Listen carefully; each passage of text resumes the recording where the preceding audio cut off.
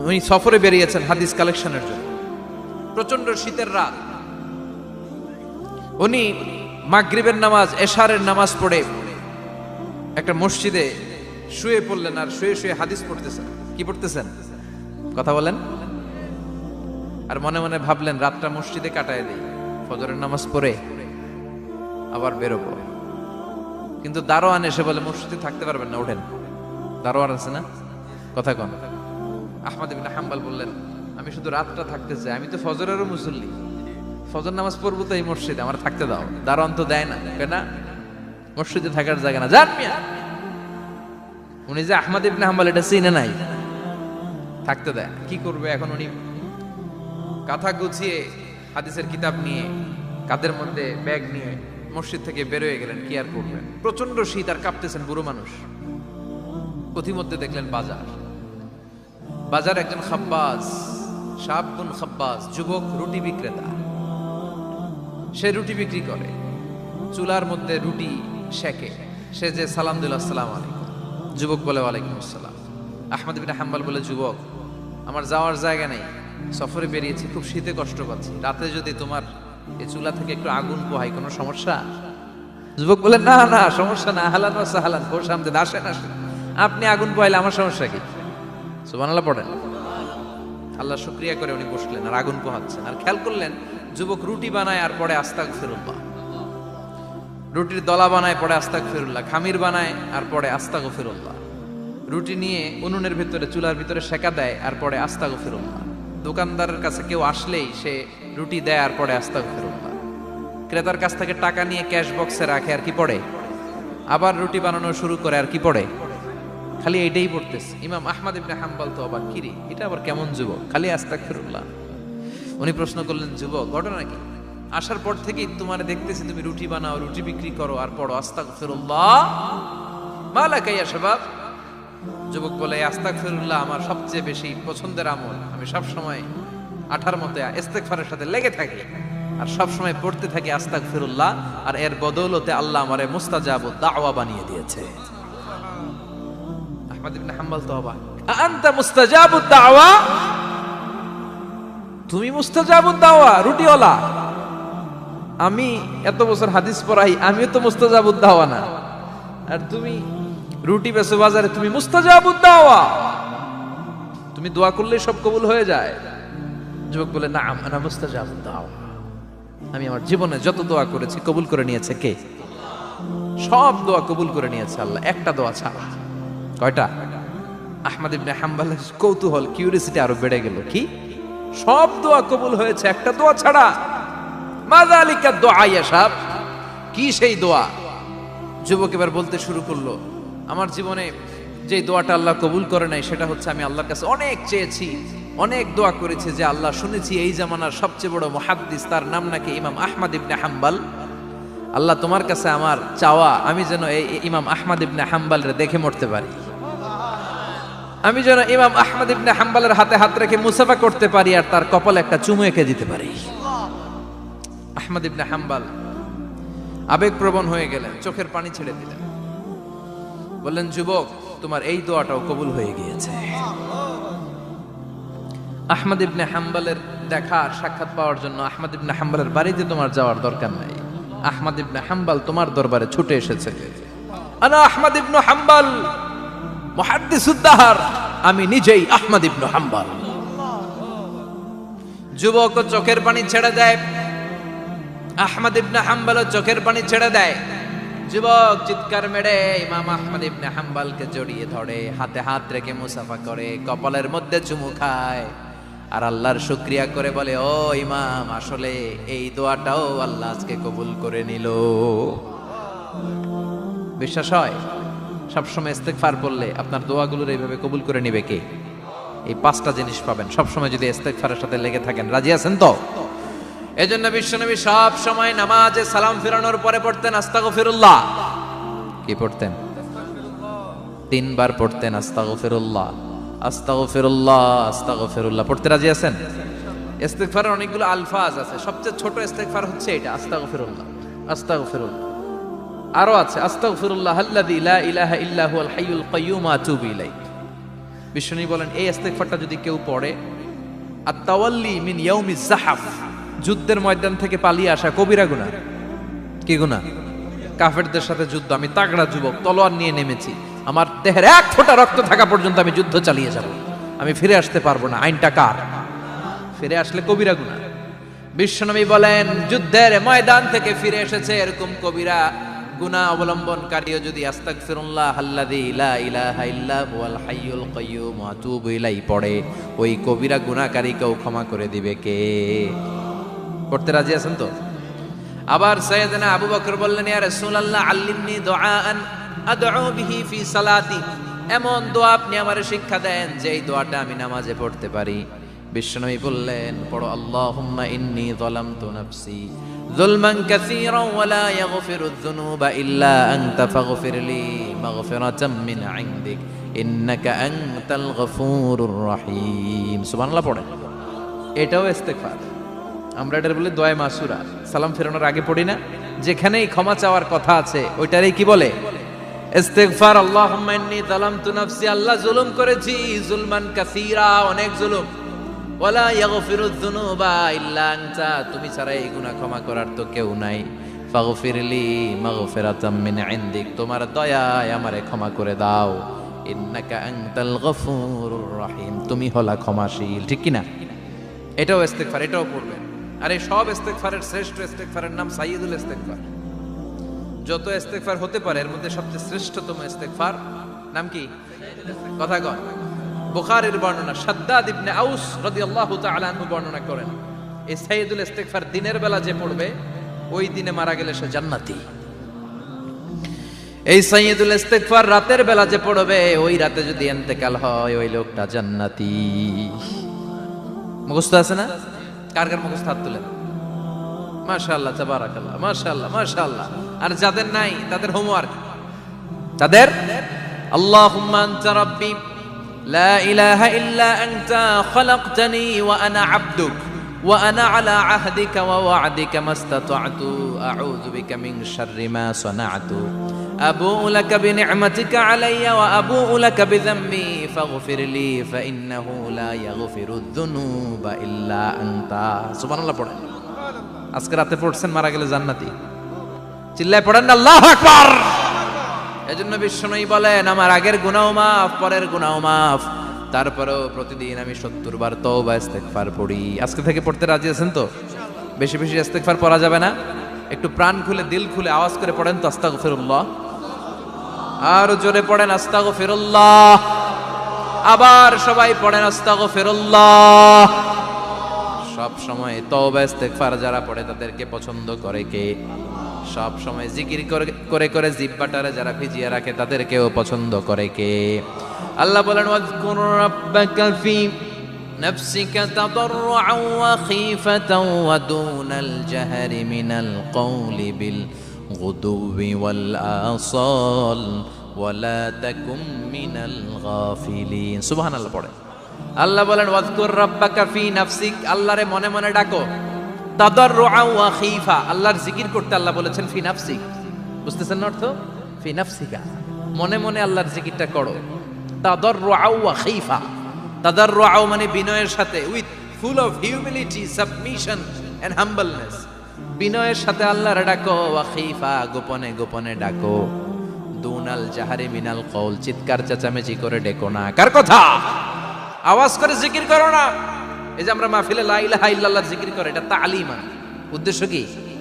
তালিমের জন্য আওয়াজ করে জিকির জায়েজ আছে, কিন্তু ব্যক্তিগত জিকিরের যে ইবাদতটা এটা আস্তে আস্তে হইতে হবে, এটা ভদ্রভাবে হতে হবে, চিল্লাচিল্লি করে নয়। আবার তালিমের জিকির ওইটাও ভদ্রভাবে। ইন্নাল্লাহা জামিল ইউহিব্বুল জামাল, আমার আল্লাহ সুন্দর, আমার আল্লাহর জিকিরের মধ্যেও সৌন্দর্য আছে না নাই? কিন্তু এদেশে জিকিরের ভেতরে লাফালাফি আছে না নাই? বেশি না কম? কি বসেন বসেন, হ্যাঁ বসে যান তো, অনেক ধরনের আছে জিকির। হ্যাঁ বসেন বসেন, বসে যান। হ্যাঁ হাইবার আলী, এটা কি আবার জালালি? তো এই যে ইন্নাল্লাহা জামিল ইউহিব্বুল জামাল, আমার আল্লাহ সুন্দর, আমার আল্লাহর জিকিরের মধ্যেও সৌন্দর্য আছে না নাই? তালিমের উদ্দেশ্যে সবাই মিলে জিকির করা যায়, কিন্তু চিল্লাফাল্লা করা যাবে না, লাফালাফি করা যাবে না, মাথা ডানে বায়ে ঝোলানো যাবে না, ঠিক কি না? কিন্তু লাফালাফির জিকির আছে না নাই? লাফাইতে লাফাইতে, হ্যাঁ, গাছের আগায় বাঁশের আগায়, আবার যিনি জিকির পরিচালনা করে ওনার কান্দে যায় ওঠে, আছে না নাই? বিশ্বনবী সাহাবাদের নিয়ে জিকির করছেন, সাহাবারা লাফাতে লাফাতে খেজুর গাছের আগায়, হাদিসে আছে না এটা? বিশ্বনবী সাহাবাদেরকে নিয়ে জিকির করছেন, লাফাতে লাফাতে আবু বকর বিশ্বনবীর কান্দের উপরে, আছে হাদিসে আছে। এটা জিকির নয়। কি সুন্দর দেখেন, ইসলাম বোঝা কত সহজ। ওয়াজকুর রাব্বাকা ফি নাফসিকা তাদাররুআ ওয়া খাইফা, গোপনে জিকির করো, ভদ্রতার সাথে বিনয়ের সাথে জিকির করো। ওয়ালা তাকুম মিনাল গাফিলিন দুনাল জাহারি মিনাল কওল, চিৎকার চেঁচামেচি করে জিকির করো না। যারা চিকফাল দিয়ে হই হই হই হই করে, আছে না? হই হই হই হই হই হইয়ের ভিতরে আল্লাহর নাম আছে, হ্যাঁ? এই যে হুই হাই এই স্টাইলের যে জিকির, এটার ভিতরে আমার আল্লাহর নাম আছে? আল্লাহর নাম যদি না থাকে ওইটা জিকির হবে? কথা বলেন। বিষ্ণু বললেন, খবরদার, চিৎকার চেঁচামেচি করে লাফালাফি করে যারা জিকির করে এরা মনে করে আল্লাহ কানে শোনে না। কথা বলেন। আপনি গোপনেও আল্লাহর ডাকলে আপনার ডাকে সাড়া দিবে কে? এজন্য রাব্বুল আলামিন বলেন, ফাযকুরুনি আযকুরকুম ওয়াশকুরুলি ওয়ালা তাকফুরুন। বান্দা আমার জিকির তোমরা করো, আমিও তোমাদের জিকির করব, ঠিক কি না? আমরা যদি আল্লাহর জিকির করি আমাদেরও জিকির করে কে? সুবহানাল্লাহ কইবেন না? আমরা আল্লাহর জিকির করে, আল্লাহ নাকি আমাদের জিকির করে, যেন তেন কথা এটা। আবার হাদিসে কুদসিতে আল্লাহ বললেন, ফাইন যাকারানি ফি নাফসি যাকারতুহু ফি নাফসি। আমার বান্দা যদি একা একা আমার জিকির করে, আমি আমার বান্দার একা একা স্মরণ করি। ওয়া ইন যাকারানি ফি মালাইন যাকারতুহু ফি মালাইন খায়রিম মিনহু। এরকম মহা সম্মেলন করে যদি কেউ আমি আল্লাহর জিকির করে, আমি এর চেয়েও বড় মহা সম্মেলন ফেরেশতাদেরকে নিয়ে করে আমার বান্দারে স্মরণ করি। ওয়া ইন তাকাররাবা ইলাইয়া শিবরান তাকাররাবতু ইলাইহি যিরাআন। আমার বান্দা যদি আমার দিকে এক বিঘত আসতে চায়, আমি আমার বান্দার দিকে এক হাত এগিয়ে যাই। আমার বান্দা যদি আমার দিকে এক হাত আসতে চায়, আমি আমার বান্দার দিকে দুই হাত যাই। ওয়া ইন আতানি ইয়ামশি আতাইতুহু হারওয়ালা। আমার বান্দা যদি আমার দিকে হেঁটে হেঁটে আসতে চায়, আমি আমার বান্দার দিকে দৌড়ে দৌড়ে যাই। সুবহানাল্লাহ পড়েন। এজন্য বিশ্বনবী বলেন, লা ইয়াজালু লিসানুকা রাতবাম মিন যিকরিল্লাহ। আল্লাহর জিকির দিয়ে জিহ্বাটারে ভিজিয়ে রাখবা। কার কথা? চিল্লায় বলেন, কার কথা? সবসময় আল্লাহর জিকির করতে রাজি আছেন তো? সবচেয়ে শ্রেষ্ঠ জিকির বিশ্বনবী বললেন, আফদালু যিকরি লা ইলাহা লা ইলাহা লা ইলাহা ইল্লাল্লাহু মুহাম্মাদুর রাসূলুল্লাহ সাল্লাল্লাহু। সবচাইতে শ্রেষ্ঠ জিকির লা ইলাহা। এর চেয়ে শ্রেষ্ঠ জিকির আছে? কথা বলেন। বিশ্বনবী বললেন, মান ক্বালা লা ইলাহা ইল্লাল্লাহ সিদকান মিন কলবিহি, একনিষ্ঠতার সাথে অন্তর থেকে কেউ যদি জীবনে একবার বলে লা ইলাহা ইল্লাল্লাহ, দাখালাল জান্নাহ। তার যদি পাপ থাকে, অন্যায় থাকে, ওই পাপ আর অন্যায়ের শাস্তিগুলার পরে কোনো না কোনো দিন আমার ওই বান্দা জান্নাতে ঢুকবে। একবার যদি খালিসান মিন কলবিহি সে পড়ে লা ইলাহা ইল্লাল্লাহ, তার জন্য জান্নাতকে অবধারিত করে দিয়েছে কে? আবার এটার নাম আল্লাহ দিয়েছে কালিমায়ে। কথা বলেন। দারাবাল্লাহু মাসালান কালিমাতান তাইয়িবাতান কাশাজারাতিন তাইয়িবাতিন আসলুহা সাবিতুন ওয়া ফারউহা ফিস সামা। সুবহানাল্লাহ। পবিত্র বাণী এটা কালিমায়ে তাইয়িবা। আবু সাঈদ আল খুদরি থেকে বর্ণিত, মুস্তাদরাকে হাকিম আর সহিহ ইবনে হিব্বানে এসেছে। বিশ্বনবী বলেন, মুসা আলাইহিস সালাম আল্লাহর একবার প্রশ্ন করলেন, ইয়া রাব আল্লিমনি দুআআন আদউ বিহি। আপনি আমার এমন একটা জিকির শিক্ষা দেন যে জিকির দিয়ে আমি শুধু আপনার জিকির করব, কেউ এই জিকির করতে পারবে না। এই জিকির জানবো শুধু আমি, আর জানবেন। কথা কোন? প্রশ্ন করছে কে? হ্যাঁ, কাকে করেছে? আল্লাহ এমন একটা জিকির শিখান যেই জিকির কেউ জানে না, আমি জানবো, আর ওই জিকির দিয়ে প্রাণ ভরে আপনারে ডাকবো। আল্লাহ বললেন, মুসা পড়ো লা ইলাহা লা ইলাহা ইল্লাল্লাহু মুহাম্মাদুর রাসূলুল্লাহ। মুসা আলাইহিস সালাম বললেন, আল্লাহ চাইলাম কি, কইলেন কি?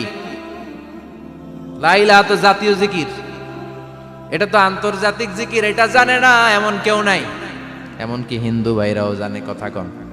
আল্লাহ আমি তো চাইছিলাম এক্সক্লুসিভ, আমার জন্য স্পেশাল, এর চেয়ে সুন্দর আর কেউ জানবে না, এত সুন্দর একটা জিকির আপনি দিবেন, এটা আমি ডাকবো আপনারে আর আপনি শুনবেন। আল্লাহ বললেন, মুসা এর চেয়ে দামি আমার কাছে না।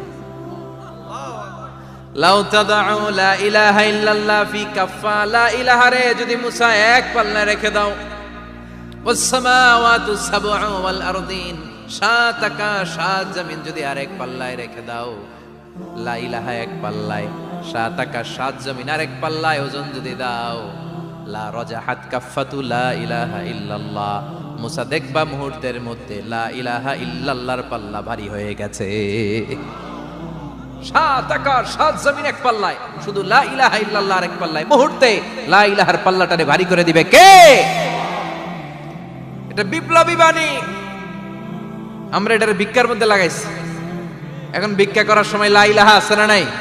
একটা টাকা দিয়া যান, আমি গরিব ইনসান আর সমান, একটা টাকা দিয়া যান, আমি গরিব ইনসান, আছে না নাই?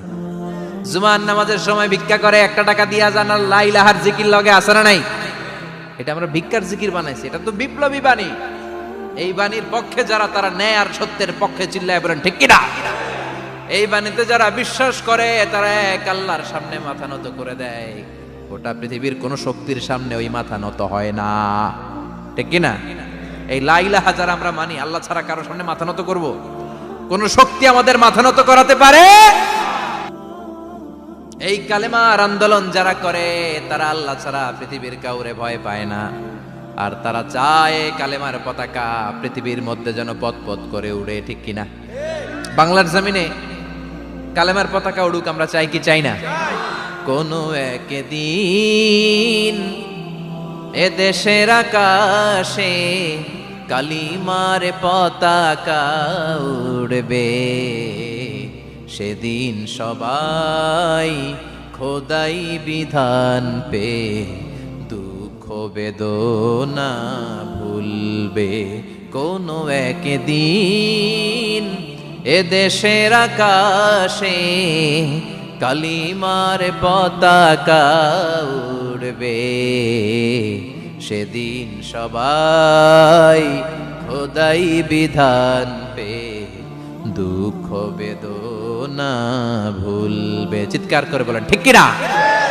এই কালেমার সমাজ যদি হয়, ওই সমাজে কেউ লাঞ্ছিত হবে না, ওই সমাজে কোনো নারী নিগৃহীত হবে না, ওই সমাজের কোনো কাজের মেয়েরা ধর্ষিত হবে না, ওই সমাজে দুর্নীতি থাকবে না, ঘুষ থাকবে না, চাঁদাবাজি থাকবে না, টেন্ডারবাজি থাকবে না। সমাজটারে শান্তি দিয়ে সমৃদ্ধ করে দিবে কে? এজন্য সব সময় জিকির করতে হবে একজনের, চিল্লায় বলেন তিনি কে?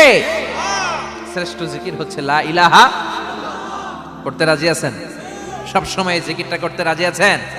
Every night and every day,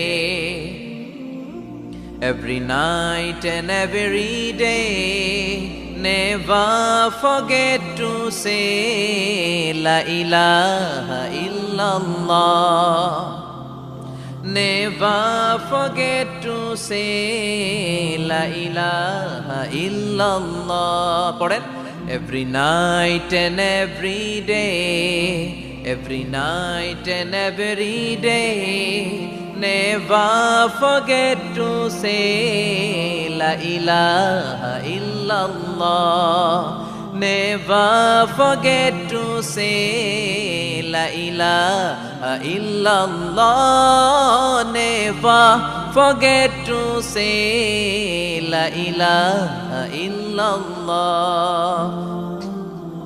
When you're walking down the street, use your time and repeat and say in every heartbeat la ilaha illallah. When you're walking down the street, use your time and repeat and say in every heartbeat La ilaha illallah. Every night and every day, every night and every day, never forget to say La ilaha illallah. চিল্লায় বলেন ঠিক কি না?